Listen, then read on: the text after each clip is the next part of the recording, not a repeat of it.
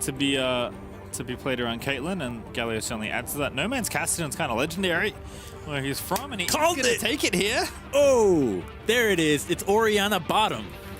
Oh, it is too. Ain't that fancy? Look at that. This is what's exciting about this team. This is why people were thrilled about this roster, not only because they play Cassidy more than any other team at Worlds, but they have an answer to Caitlyn that no one else has tried, as far as I know, at least this year. Orianna bottom against it. Let's see how good Gadget is on this pick, because we're obviously going to be looking at this pick from the eyes of a mid laner. If they can deliver or at least keep up in the laning phase and perform in team fights, well, you now have a very scary Unicorns of Love moving forward. I like how casually I said, oh, it's No Man's Cassidy, of course. Like, he's played a lot, he's banned a ton in the final as well, so it's clearly a champion that he's very comfortable in, that he's known for. Massively strong scaling pick, and I think the Galio lane feels like pretty comfortable for Cassidy to try and get through, but completely forgot about the part where Orianna already got selected, and that is going to be the focal point of this matchup, at least early on. That's so cool from Unicorns of Love. In their first game, we're expecting maybe for them to showcase the creativity that this organization has become known for throughout their history, and this is a way to kick off your Worlds campaign, Crumbs. Gadget playing Orianna bot lane. Yeah, if he delivers on it, you now have to always keep this in mind when playing against Unicorns of Love. They've already gotten to see so many teams play today. This is what they've come up with the response. And let's think about the synergies that they're going to play into when you have the Orianna, because now you have Orianna Nautilus together.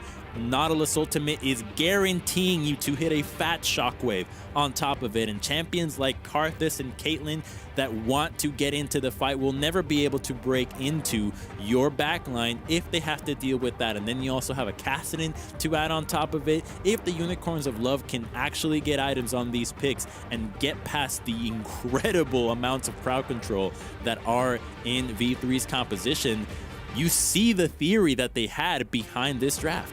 Yeah, and we still have a scaling pick, right? It is a mage instead of a marksman, but Cassidy is like unbeatable in certain situations, it feels like, once he hits level 16 and has the items rolling. So No Man's no slouch on the pick. UOL already bringing something different to the table here. And, you know, if they're a team that flexes Orianna around, then all of a sudden that becomes an extremely valuable pick. And it feels so silly, right, to ban something like Orianna. It's such a common mid laner. Like, everyone knows how to play with and against that champion. But not if you're playing against UOL, apparently, because Gadget's got some tricks up the old sleeve. Welcome to Worlds V3. You had a nice, kind of, I guess, relaxing opening game, like, looking pretty solid, playing nice and consistently, had some good aggression, had a really stable team comp. You've mixed it up again here with the Karthus and the Scion, getting yourself to Caitlyn, and UOL say, hey, how about this one? Probably haven't prepared this. Yeah, how about it? And let's see how much they have prepared it as well, because if it looks fairly easy to execute, I wouldn't put it past other teams to just copy it right away. That's a big part of Worlds. You see somebody else doing something pretty cool and you say, hey, I could do that too. Our laners can definitely get away with this. We can play the Orianna bottom, and just how we saw earlier, the Twitch and Rakan being taken away from Rainbow 7 as Team Liquid had played it, maybe the Orianna Nautilus bottom lane combination is something that other teams would like to take up as well. Look, I will be taking this up, if nothing else, but certainly could be a fun option. And like we said, like, Worlds is a long tournament played on one patch with the best teams in the world in attendance. You learn quickly, or you drown, unfortunately. Worlds is a brutal tournament at times, especially in the play-in stage here, where it is best of one single round robin here in these two different groups, and UOL trying to get their first win on the board. V3, as we do have a pause, are looking to get their second win here. Try and compete here in the group after a good opener early in the day. Yeah, so normally I wouldn't be in a panic situation if you're up against a Cassidy, because the way that teams tend to be Cassidy is you punish him in the laning phase, you get away with just harassing him into the turret, these jungle invades. But with the mid 2v2 that V3 has, the Cassidy pick can almost guarantee himself to hit good farm numbers, to be a level 16 threat eventually in this game, because Karthus Galio isn't really the lanes that are going to punish him. So the Kassadin pick makes a ton of sense here, knowing that the laning phase is going to be quite easy and that you have a Graves to back you up. Worse things, if the worst is to happen, since Galio, Karthus isn't even a combo that can actually invade and be as scary as these diving champions are. So there's not a ton of value in this pick, which is why I think he's gone with the Predator, looking instead to be a lot more roam focused and assist the map that way, as opposed to being your jungler's second help. Yeah, Predator and Galio is one of those things where, like, when we took away his ability to, like, flash taunt, Galio's like, I need another way to get around the map, man. I need some faster shoes. So Predator certainly a way to get that happening, as Reyna did have a settings issue that has thankfully been resolved. So we are back into the game here. And peering over the rest of the keystones. Nothing super surprising, I'll say. Phase 1 gadgets are always kind of cooler. Yes, Crumbs? They're going to do it again? It's a lane swap. This is what they did in Game 5 of the finals. They invade the red side and they have the Scion, which is just a really solid 1v2 champion. And if teams are not used to this, which no team is, lane swaps have not happened in so long, then they can start falling behind in the early game, and you are going to have a very scary Caitlyn to deal with. Here we go. It is that lane swap. UOL sees it. Yeah, Boogie gives it up. He's like, hey, Ananasik, how you doing? Santa's here as well, though. No Man's also off to the side. Reyna going to face check. Set, though, pretty durable even at level 1. Gets the face breaker down. And there's the taunt coming in. And Santa's wishes he was somewhere else. Oh, is Ananasi going to go back in? Boss with the stun. That's a first blood for the Camille. TP in for UOL. It's carnage already. Here's Gadget looking to play. The red buff did go over to Boogie, though, I believe. But first blood went to Unicorns of Love. So who's the real winner? It may be Paz, who knocks up Santa's with the Q. But he's going to be out of there. And this lane swap's turning into a full-on extended jungle invade. Ooh, little short on the blast cone, but perhaps it's better off this way. And now Gadget's top lane because they have to match the lane swap, Crumbs, because this is, you know, completely normal League of Legends. She TP'd into that play. She wanted to be a part of it so badly, but that was just a big overstep out of the set, thinking that there was not going to be a follow-up from Unicorns of Love. They thought that they were really surprising them. Instead, we now just have a just an inverted regular game of League of Legends. It's Aussie lanes. You know, they're upside down, just like regular lanes. As Archer and Reyna here going to get the push going. Thankfully, we will get to see the 2v2 play out with the Orianna in the lane, because that was something that the lane swap could have potentially avoided, which is a kind of a creative solution for V3 here. As Ananasik is going to vertically jungle as well, going to take out this red buff. Boogie also stole one, which is why Ananasik is trying to make sure he secures both buffs. Otherwise, he's going to get himself 3 buffed and have a bad time. Also, Boogie might face check this Graves, but it's level 2 to level 3.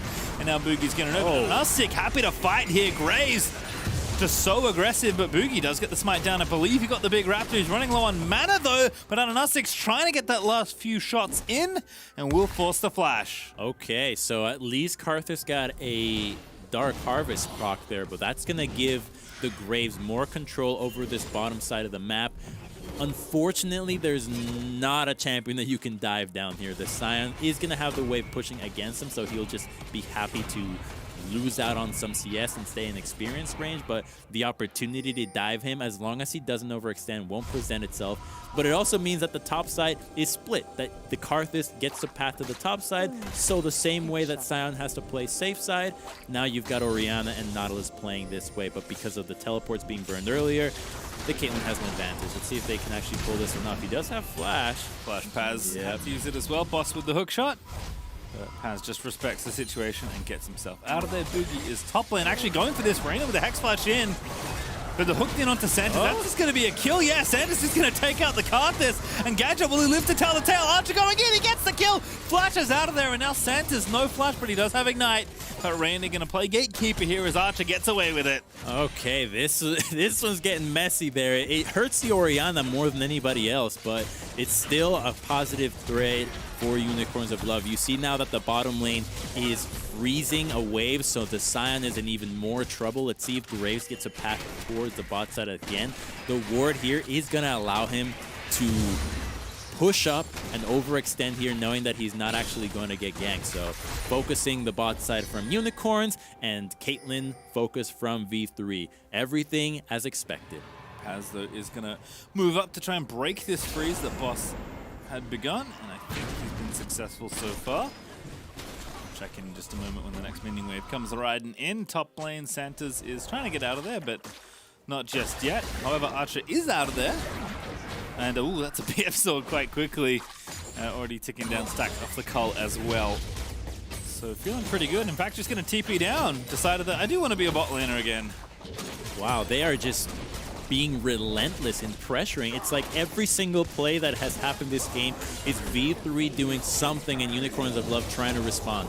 They are just playing their own game and seeing if they can get Unicorns to respond, because what ends up happening if you just continue to match what V3 does is you're suddenly playing reactive League of Legends. You're not actually enforcing your own win conditions here. You're letting V3 do whatever they want, and they're clearly doing anything they want because they're just avoiding the bot lane all the time. Kind of love what happened there. Paz had pushed the wave in after, I think, potentially getting frozen. They're going top. Had the Demolish procking in, and Archer zoomed in for the turbo plate donation. Like, picks up 2 plates after the Demolish proc from Paz, and that was straight back to the top plate. Don't worry about it. Oh my god, they are just outpaced. It's really, okay, this is just going to obliterate the Camille. It doesn't actually do that much for the bottom lane, but now the Camille has to just bounce around non-stop, and she doesn't get to have a ton of farm, which was one of the win cons that we wanted to see out of Unicorns of Love, the split pusher against the tank.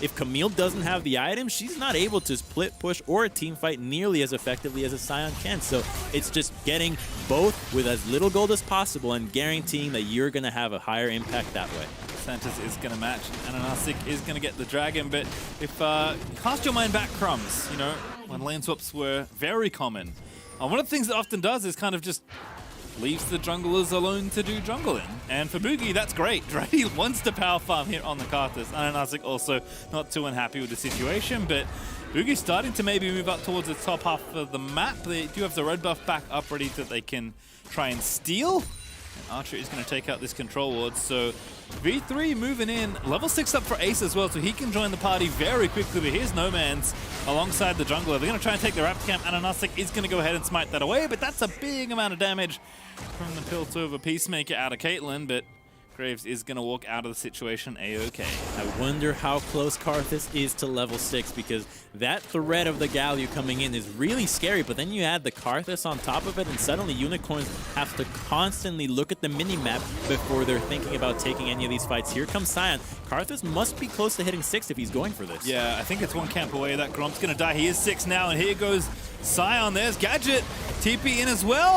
I think Paz is going to get it after the Grave if he can, but here's Nomad to try and shut it down. He does get the kill, and now Paz going to run in after the Orianna, but I don't think he can chase it. But here comes Ace. Going to try and get it. No, Paz just has it. Never mind. This game, they're going in the top lane. Big ultimatum, 3v2 here in the top side. Archer's going to be dead here easily for Ananasik as he gets the collateral damage over the top. Reyna, level 4, has the Haymaker ready to go, but that's not going to be enough. And who's the second kill going to go to? It's Boss that collects his check as UOL fight back. Oh, Unicorns is fighting is such a cool thing to see. This was what I thought they really separated them in the finals from Gambit, being able to out-team fight their opponents. And here, you did have a pretty free Scion walking into you, but being able to dodge out of those skill shots did stall long enough that forced the Galio to move down to the bottom lane. And guess what? If Galio moved bottom, he wasn't available for the play into the top lane. You would have loved to see a Galio ultimate to back up the Caitlyn up there, and maybe that fight would have looked a lot different. All right, well, Battle Herald is on. SP3 are just going to say thanks for the leash and take this objective out of there. B3's pace is breakneck so far in this game, and I like that we heard from Boogie before this game, you know, because when two teams aren't that familiar with each other, it's always interesting to hear what they have to say. And Boogie was like, oh, you know, we don't have that much data on them. Hopefully we have a good plan. And I think in his head he's thinking, they don't have much data on us either. And I don't think Unicorns Love expected this, but neither did Archer, as the Shrubbery Santas does indeed get the ambush. And now Reyna, I think he's going to die again here. The bottom lane is starting to fall a little bit apart as UOL going to pick up 2 kills once more. Oh boy, if the concern was that Camille was going to get gold, that ship has sailed. She is giga-fed now, 3-0. this Camille is guaranteed to be a complete menace into the side lanes, and the Kassadin has gotten plenty of free farm as well. So now the scary points of Unicorns of Love are coming online. We're going to see how this happened once again. Really would have loved to see if that skill had hit. He looked for the command attack to have been used so that she couldn't immediately move speed away, but just a quick little sidestep was all it took. And then taking the kill is just a little cherry on top so that Galio was not able to get it.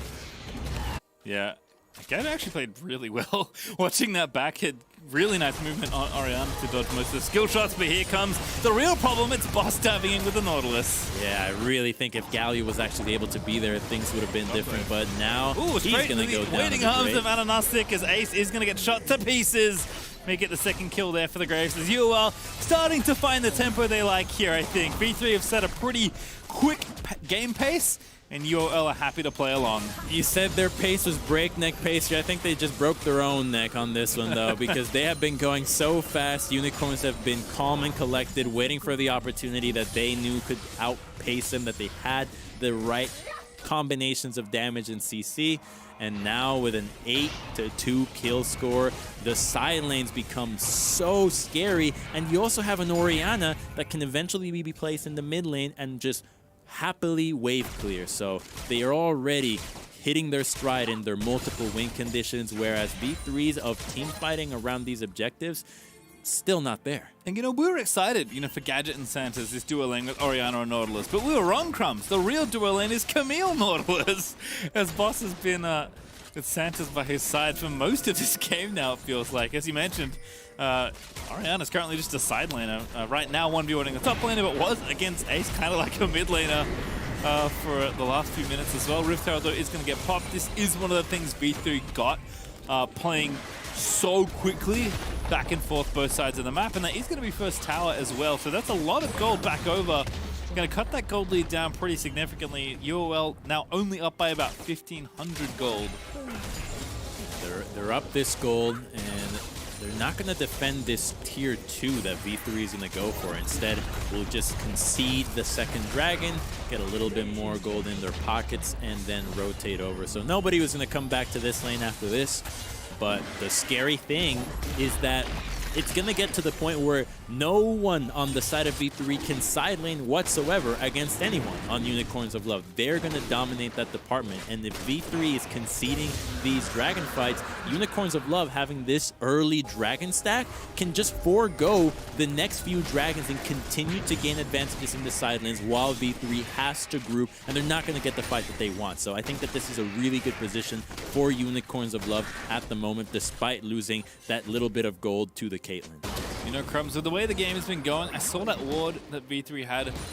Seeing that a dragon was going to go down, I saw 3 teleports, and I thought V3 were just going to go for it. But they give away the 2 dragons, they even up the gold, basically. UOL now only up about 500 gold after that Rift Herald play, taking down the 2 towers. And Caitlyn's not done sieging. Archer's Infinity Edge already, by the way. It's 13 minutes in, and Boots too, so Caitlyn pretty accelerated off from all this movement that V3 have been offering in this game. I think you're right, though. They do have to maybe stop the dragons being given away at least quite so easily. But if Camille's the win condition on the Unicorns of Love side, it's certainly the Caitlyn right now for V3. Okay, thinking about a dive here, but they see that everybody on Unicorns of Love is collapsing, and they could just try to turn this fight. That's a TP. No Nautilus nearby, though. Is Gadget TPing in on the Orianna? He's the UOL bot lane player. Don't worry, you are watching the right team. Boss, in the meantime, going to go ahead and take down the Scuttle Crab. Doesn't have TP, but is going to be up relatively shortly. And Camille with that Trinity Force. As you mentioned, this is kind of the big obvious problem for V3 here, is just how accelerated Boss is in this game. Accelerated, and so far yet from his 3-item spike that becomes the scariest of them all. That's the Hydra with the Death Dance. She is just an absolute menace at that stage, and knowing that she has just a free one-way ticket to that item destination is what's really scary now for V3. They have 3 minutes until the dragon fight that they really want to happen, but I'm just I'm scared for them. Will they actually get to survive up until that point? Because you see that the Caitlyn and Zed and Karthus have to pretty much just stick together the whole time because of how quickly they can get just burst down from the Unicorns of Love members that can come out of nowhere. Their engage is really long range as well. Boogie has been farming up Storm as 8 turret plates to 5 in this game, so a lot of tower gold going over to either side here, as Archer is going to go back to do a bit of shopping as well. So we're 2.5 minutes up until this next dragon. I think Karthus is going to hit level 11 before that point. And Archer already pretty strong, as we mentioned, and Gadget's still kind of charging up. Kassadin not really at the point, level-wise or item-wise, where he wants to necessarily get involved in a full-on 5v5. So it does feel like V3 are well set up to contest for this next dragon, but they're going to contest for this next Rift Herald instead, because they've been all about the early tower gold so far. This is what they want. You can get the Caitlyn here early and start setting up some traps, but notice that they need the Scion to be with them before they can actually feel confident in going for that. The Kassadin is just making sure that the Galio does not have an avenue to teleport into this fight, since his ultimate won't be in range here. If V3 isn't prepared for this, Unicorns can strike out of nowhere. Now that Camille is here, her flash is up. You saw how quickly she was able to delete Archer. She has to stay next to the set. It's her best chance of surviving. Comes Scion, but actually Santos goes in, and that's going to be a kill in onto Boogie. Already going to take down the Karthus. Here's the ultimate out of him. Galio with a very nice thought. Going to shut down Boss. Ananasi going to go down as well. And Reyna over the top with a showstopper. It's going to do just that as Paz and Archer are chasing down the rest. Flash in there for the Caitlyn's going to give that kill over. And now Santa's going to have to run away and hook himself to the wall. No Man's, though, on the back end of the play. He's able to take down Reyna. And who got the Herald? I believe No Man's got it. And he is going to get the eye and try and dip away. He's level 12, but he's getting chased out by the Galio. Nice roof walk, though. Gets him out from under the incoming Justice Punch. But is there any more left here? Ace is wanting to chase down this Kassadin. He's got double buffs as well. He's going to get the Q down, but he needs a little bit of extra help. The taunt not quite there in range. Nomads is going to get knocked up, and the Blast Cone is going to move Ace over as well, and that Justice Punch is going to force a flash, but Ace just follow flashes instead. And now Nomads, he rift walks over. He somehow had a little bit of extra mana left over. And Archer might finally get a kill after all. He's so close to being in range. That Q just barely misses. And now UOL, they're going to try and save the Kassadin. They're going to TP in, and Nomads, he gets the kill. He's got mana back. He's going to go in as well. Archer getting low. He's going to get slain by Boss. Surely there's the double kill for the Kassadin. He had no mana. He had no health. He had no hope. And somehow he's gotten 2 kills and assists, and he's almost back to half HP. It was won! They had won the fight! It was a shame they lost the Herald, but the taste on the Kassadin turns into 2 kills for Cass and another one for Camille. Such a painful play, and that's a hurt pause. That's a hurt pause. Whoa. Well, we all need a break after that. That was absurd. Wow. Okay. Well, we can take stock of what just happened with the Herald play, because V3 wanted to take the fight. We know they won a team fight, and the hero for me there was that the Galio was able to find a teleport despite Kassadin hounding him away. He was able to get into the fight first and lock down the Camille before stopwatches were able to be used, comboed so well with the Karthus ultimate. It all just fell apart off of that chase. It looked so tempting, but Kassadin with the fleet footwork staying alive, and then just having just enough mana to live. Boy, that's a chase for the ages. All right, well, we do have a pause, Crumbs, and I do know why. Haunter has made an appearance at Worlds. Despite not being able to make it in person himself this year, there has been a water spill on the stage. I'm not sure who did it. I'm assuming like No Man's is like flailing around, knocking his water over after how ridiculous that play was, but that'll get cleaned up and we'll be back into the game ASAP. Sometimes life gets in the way, man, and water spilling on the keyboard, not a good time. Yeah, I would have spilled whatever I had in my mouth after seeing that, just seeing the Kassadin turn things around. He's 4-0 now, right? This is a 4-0 Kassadin, the one guy you never give kills to. If Camille, you looked at her, she was fed, you can manage it, but now the Kassadin, now how can you sideline against him? You saw what he did to the Galio now, and he had barely any resources. With these kills added to him, it gets harder for V3. I got to take a deep breath, because this game is still so winnable despite the score being so lopsided in the side of Unicorns of Love. Gold is close. It's something that is a difficult skill to have, which is when you're in the game, can you actually tell how close the game is, where you're at? Because we as spectators, we see the gold, we know exactly who's got what, but as a player, you just have to speculate on CS, on plates, on experience, and that can often get into your own head, and you might psych yourself out thinking that you're further behind than you actually are. Yeah, I think the other thing as well is like, oh, we're back in game. You know, gold is fairly even as we look up. It's 1,300 or so for UOL. They're going to take this third dragon as well. That's a really big deal, actually, as the Soul Snowball is well and truly underway now for the Unicorns of Love. V3 will be forced to contest at every Drake from this point forward, but yeah, sure, let's watch it again. So Galio gets a TP, and the second he TPs, they go in. It's unlucky that Karthus didn't have his E available, but he gets a Poppy ultimate right away, and then it's a surprise Galio from the back that really turns everything around, right? You got 2 for 1 already. You're guaranteed to get these 2 extras after this one once the Caitlyn Flash. I believe they don't actually end up taking the Nautilus here, although this slow-mo makes me think that he goes down. We get to go back to this chase, which is just so tragic there. The fact that he walked forward, knowing that the Q was gonna be farther range, saved his life, and just barely dodging out of the Piltover Peacemaker. Just such a cool play here. Yeah, I mean, this is just, oh. I mean, this is a man that clearly knows his way around Kassadin. I can see why it was banned so often in the final. Oh, my. What can you say? You gave these 2 champions that are so scary so many kills, and now they're killing people in the side lanes again. And it's just a menace. Level 14, 2 items, almost fully stacked to Rod of Ages. Can't be far away from the transform. I'm sure Boss is diving poor Ace, who's been resourced from all the swapping, and Boss will just clean that one up. And this is kind of what I was trying to get at, where it's like, yes, the gold was close when we looked at it, and I think the scaling is like, I don't want to say equal, but like both teams have scaling champions they can rely on.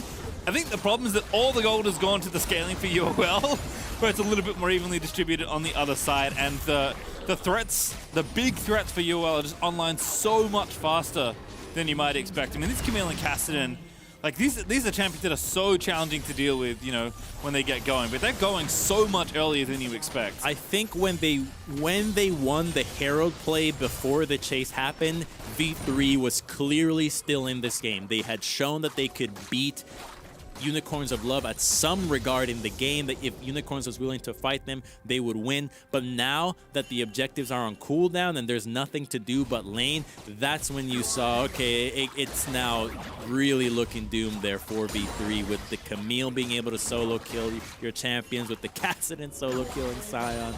It's just so tough from now on. And it's not getting any better. That gold grab it gets worse. Almost made me spit up my water. Nomads has 9,000 gold. He's like 25% of UOL's total gold gained this game. He's so strong. Just being able to find kills on Kassadin, this is what he does on this pick. It's so surprising because usually teams and players say, oh, Kassadin's all about being able to hit level 16, but if you can actually play a game where the Kassadin comes online long before that, where you're finding him kills, where you're able to use your incredible move mobility to influence fights, then you have even more reason to pick Kassadin than just as what it often is a scaling threat. Yeah, just, I think, well positioned here. Noman's clearly a great pilot for the champion. And V3, for all the fun they were having in the early game, they're now down 5,000 gold, staring down a very accelerated Infernal Soul that they don't want to fight over, but they're going to have to fight over in 1 minute and 20 seconds. And Nomad's going to go back and spend some more gold eventually, as his recall does get rudely interrupted by Ace, and an Articuno already taking down the Scuttlecrab. He's going to go back. We're going to get some wards. We're going to do some shopping, and Unicorns of Love are going to look to tie up this game as they look to take down this Soul. So V3 must respond to this threat. It is possible for them to win out on a team fight right now, but it's just so hard for you to even get to that position. How do you go about setting up the fight when you're being pressured from the side lanes constantly? You see that Camille is not leaving the lane. She's staying here. Same thing with Kassadin, who's already back on the map. And so you have to group up. And if you do, you're now conceding pressure in the sides, which allow the Kassadin to just have free access to. Look at what he does. Yeah, he just doesn't care. I refuse to believe. Wait a minute. Oh, that's actually quite a lot from Archer. Boss also going to get spotted, but Reyna already dead. Gadget going to actually nab the last hit. And No Man's actually going to go back to base. He can just TP in if he needs to. Great shockwave there from Gadget. Looks so good on this Orianna, and now the enemy jungler is going to be forced to flash away. UOL are going to chase in. Ananastic is going to grab that kill. Boss is going to dive into the backline onto Ace. Here comes the Requiem. But I don't think it's enough. No Man's dominating after the TP back in. Takes down Archer. That's another kill dead as Ace falls, and Paz, he's going to be the last one left alive as UOL are going to kill the zombie Scion and grab themselves the ace. This is fantastic pastry. Seeing UOL show up at Worlds here and actually play a composition that not a lot of other teams can pull off. Being able to 1-3-1 and then have an Orianna into the bottom lane deal with what V3 threw at you, which was just unorthodox from start to finish, and just stay true to their win conditions and executing the team fight is really impressive. I think the UOL hype is definitely living up to it. Yeah, this is quite the game. Again, we're under such, like, different circumstances, right? Like, not every team's going to lane swap on you and play as fast as V3 did. And for a while, Archer was actually reaping a ton of the benefits of all of the quick moves that V3 were making, but UOL have just responded better and then some. They're 10k ahead, and it's plays like this that make you realize why. Which is exactly how the game started, too. It was Reyna face-checking into Santa's and dying for first blood, which ends up conceding the dragon to Unicorns of Love. They get the Infernal Soul off of that, and then the chase becomes all too easy because the set is so important for keeping away the Camille and the Castle from diving in. And at this point, they're so fed, they can do whatever they want. Yep, No Man's just flashing into the back line. Karthus ulti still ticking away. Easy cleanup there on the other end. And shout out to Gadget, by the way. It's unfortunate that like this is the game he got to play it because so many other things have happened that we haven't actually had a whole lot of time to talk about his Orianna. But that shockwave that managed to snipe the Karthus, that is not a first time Orianna play a shockwave.